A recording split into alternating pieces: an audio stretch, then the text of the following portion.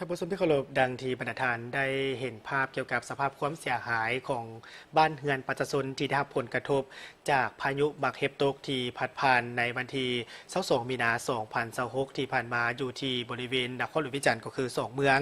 ซึ่งทางคณะรับผิดชอบก็คือคณะกรรมการคุ้มครองภัยพิบัตินครหลวงเวียงจันทร์ก็คือขันเมืองได้ฮิบฮอในการจะตั้งปฏิบัติในการแก้ไขและเข้าไปช่วยเหลือประชาชนในเบื้องต้นพร้อมทางได้มีการวางแผนระยะยาวเพื่อให้ประชาชนกลับคืนสู่สภาพปกติโดยไวพายุฤดูร้อนที่พัดผ่านเหตุให้มีบักเห็บใหญ่ตก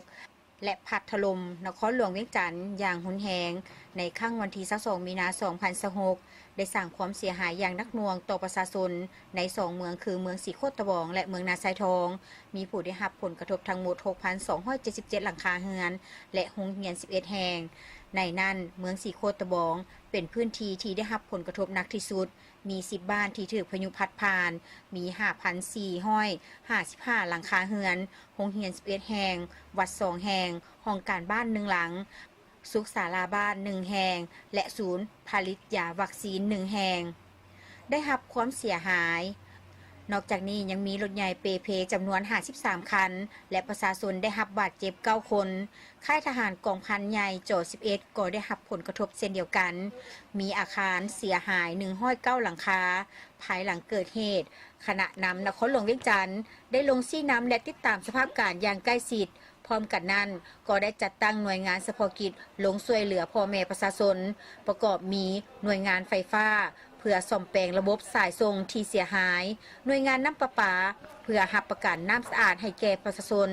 หน่วยงานโทรคมเพื่อฟื้นฟูสัญญาณการสื่อสารหน่วยงานสาธารณสุขเพื่อปิ่นปัวผู้บาดเจ็บและให้การดูแลสุขภาพนอกนี้ยังมีกำลังทหารที่ได้ลงพื้นที่ช่วยเหลือพ่อแม่ประชาชนในการซ่อมแปลงเรือนซานที่ถูกพังทลายท่านสมเด็จวงศ์ภูทองรองหัวหน้าแผนกแรงงานและสวัสดิการสังคมนครหลวงเวียงจันทร์กองเลขาประจำภาคสนามได้กล่าวว่าพวกเราจะสืบต่อประสานงานและระดมทุกภาคส่วน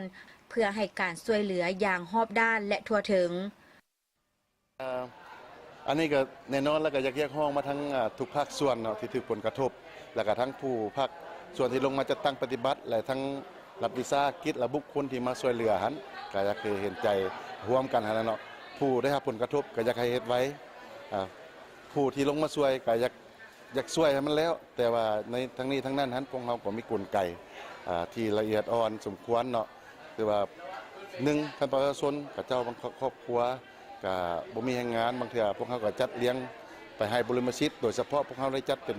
3บริมสิทธิ์เนาะไปช่วยหั่นนะเนาะอันนึงครอบครัวทุกข์ยากแต่ว่าได้รับผลกระทบ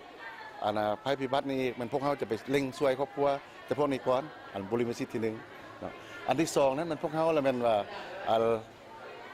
เบิ่งครอบครัวสภาพครอบครัวกับเจ้าหันเนาะเป็นครอบครัวที่อยู่กุ้มกินพอเพียงมีเศรษฐกิจแล้วพวกเขาคอยเป็นระยะที่2ไปช่วยเป็นบริมิตที่2เข้าไปช่วยอันที่3เป็นครอบครัวที่ถูกผลกระทบแต่ว่าจะเป็นบริมิตที่3นี้มันครอบครัวมีเศรษฐกิจดีกว่าทั้ง2บริมิตที่จัดแต่หันมันพวกเขาจะไปช่วยอันดับที่3นะเป็นบริมิตที่3ไปจัด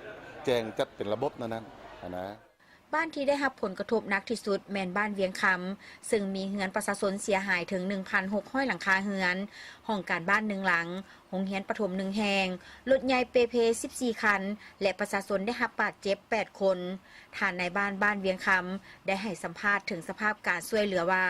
พวกเขาได้รับการช่วยเหลือในเบื้องต้นจากภาคส่วนต่างๆเช่นข้าวสารน้ำดื่มและเครื่องใช้จำเป็นบางส่วน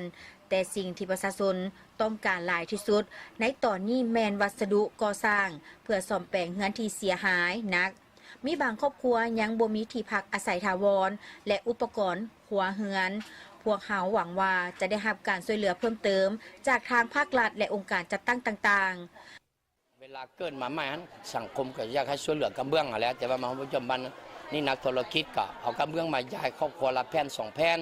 ก็ให้บ่พอที่ว่ากวดกับตัวจริงนี่ถือว่ามีบางครอบครัวนี่ยังถือว่าเงินยังบ่พอซื้อกันเบื้องตัวอย่างซื้อได้ครึ่งนึงบ่หรือว่าตัวอย่างเฮือนนี่มุ่งได้อยู่10%บ่ หรือว่ามุ่งใน 70%บ่ 80%บ่ทันได้หลังคาเงินอย่างเงินเมิดบ่พอ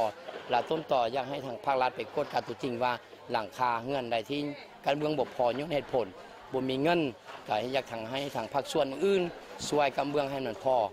เราได้ไปเก็บกับข้อมูลตามการรายงานของปกส.ที่รายงานและข้าพเจ้าก็ได้ไปกดตัวจริงกับครอบครัวท่านได้สอบถามกับลูกสาวเราเอง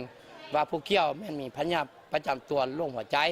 แล้วหลังจากท่านแม่นไอ้น้อง2 คนได้ขึ้นเฮือนถือว่าน้องชายขึ้นก้อนแล้วเราก็เบิ้งคือว่าบวกคักบนแน่เราก็ขึ้นไปเบิ้งน้ำไปเบิ้งไปประมาณมุ่ง30 นาทีแล้วก็ฮ้อนหลายเพิ่นผู้เกี่ยวก็ได้ลงมาฮอดพื้นแล้วผู้เกี่ยวก็เลยย่างไปหาบ่อนพักผ่อนอยู่บ่อนพักผ่อนของเพิ่นแต่ว่าไปฮอดประตูแล้วก็แล้วว่าฮู้ว่าไหลตาแล้วก็ผู้เกี่ยวก็แม่นล้มลงแล้วครอบครัวก็เอาไปโรงหมอถือว่าไปฮ้อนโรงหมอเพจผู้เกี่ยวเสียชีวิตแล้วสำหรับกรณีที่มีข่าวทั้งสังคมออนไลน์ลงข่าวว่ามีคนขึ้นแปลงเฮือนแล้วตกลงมาเสียชีวิตนั้นฐานนายบ้านเวียงคำได้ยังยืนว่าบ่แม่นตกเฮือนเนื่องจากว่าผ่านการสำรวจและเก็บข้อมูลจากหน่วยงานสาธารณสุขและกำลังปกส.ประจำภาคสนามแล้วผู้เสียชีวิตแม่นเกิดจากพยาธิของผู้เกี่ยวเองพร้อมเดียวกันนี้ทานนายบ้านยังหวังว่าการช่วยเหลือจะดำเนินไปอย่างต่อเนื่องเพื่อให้ประชาชนสามารถกลับคืนมาดำรงชีวิตปกติได้ไวที่สุด